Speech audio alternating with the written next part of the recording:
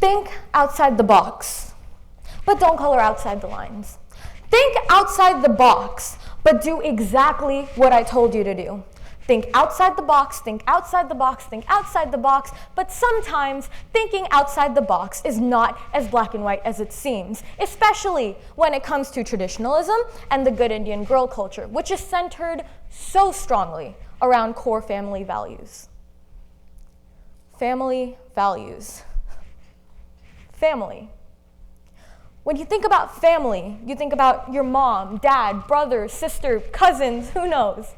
You think about the happy times you had when they took you to the hospital after you broke your leg while riding your bike, I don't know. Or like when they got you that pack of colored pencils you've wanted since the beginning of first grade. You love them. And then you remember how they told you that you were a fat pig for wanting to eat a meal that day. Or when they told you that you were a skank for wearing a sports uniform. And of course, you were stupid for wanting to achieve anything other than marriage. But you love them. Oh, you love them so much that it hurts. Because their ambitions, their thoughts, their opinions on you matter. And honestly, with the world moving as fast as it is today, people tend to forget that girls that are raised in these traditionalist values not only have a hard time trying to be different, but they have a hard time even thinking to think outside of the box because they know that they are going to receive judgment from not only others, but the people that they love. And honestly, it is not the judgment that hurts us.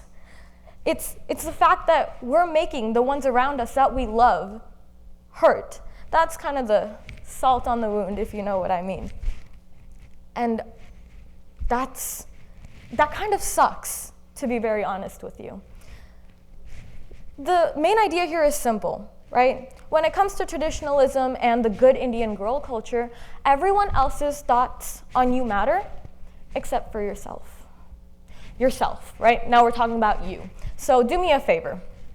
Let's say you had a very bad week at work or a very bad week at school. You know, we've had a lot of those. I just graduated, so yay, no more of that.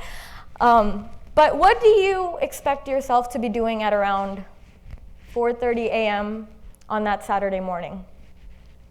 Probably not being woken up by your mother because your family from India called to complain to her about you.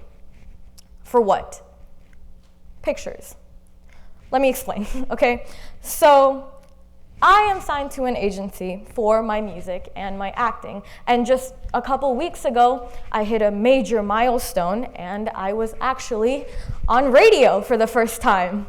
So that was a huge deal, and it was down in North Hollywood, Wish 107.5, and it was amazing. It was a great experience. And interestingly enough, this conversation happened prior to this big day. It was when my manager decided to put me into modeling. So, you know, I kind of know how to be in front of a camera, and I don't pose like a dead crane. You know, it was necessary because I was very awkward.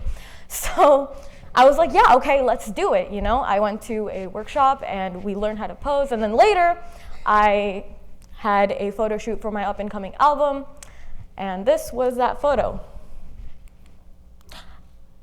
Okay, this was that photo. Got it. Now, as you can see, I'm wearing an oversized Puma jacket with some boots and my mid-thigh showing. Let me tell you, that mid-thigh has caused me a lot of trouble. Enough for my family in India to call my mom and, you know, tell her that I was a disappointment and a slag. But honestly, it is nothing new because I've been told to never come back home because my viewpoints did not align with my family's. I have been told to give up on ambitions from close friends because that's stupid and so don't do it. And of course, my vocabulary has grown immensely.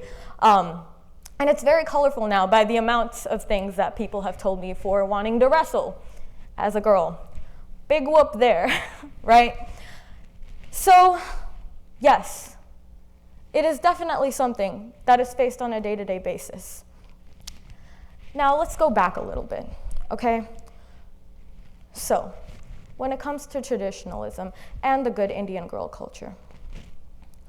There are people out there, okay? It is 2019, ladies and gentlemen, and there are people out there that are still being forced to be married at an early age. There are girls in parts of Asia and Africa that are forced to be married at an age as young as 7 to older men.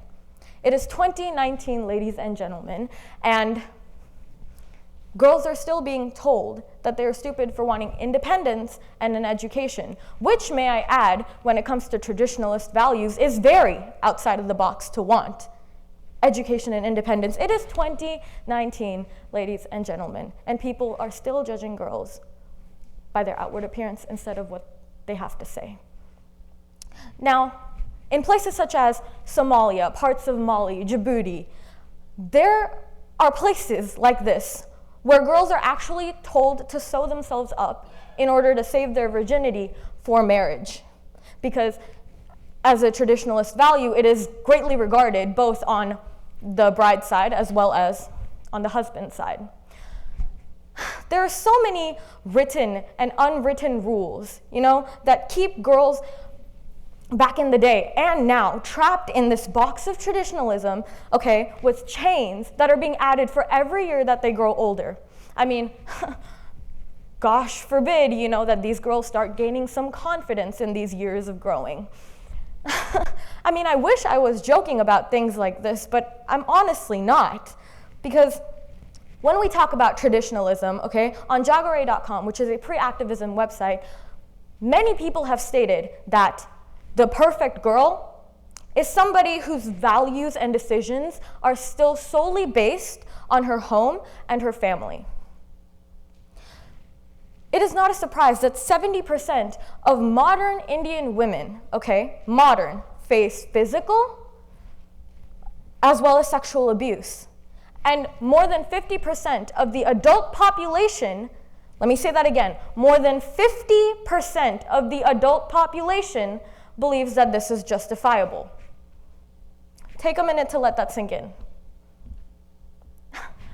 Now, you tell me, okay, if girls are being bound in this box of traditionalism, okay, with chains of doubt, with chains of worry, and with chains of just self-hatred, how are they supposed to think out of the box? How? You break it.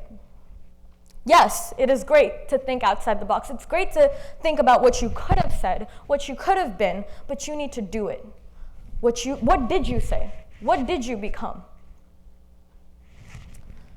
And honestly, these traditions and these chains that I've been talking about, this isn't anything new. We all know that. This has been going around since forever. I mean, a good example of this is the word ladylike from the Victorian era and the way it was used, or the cult of domesticity in the 19th century, and of course, the good Indian girl culture.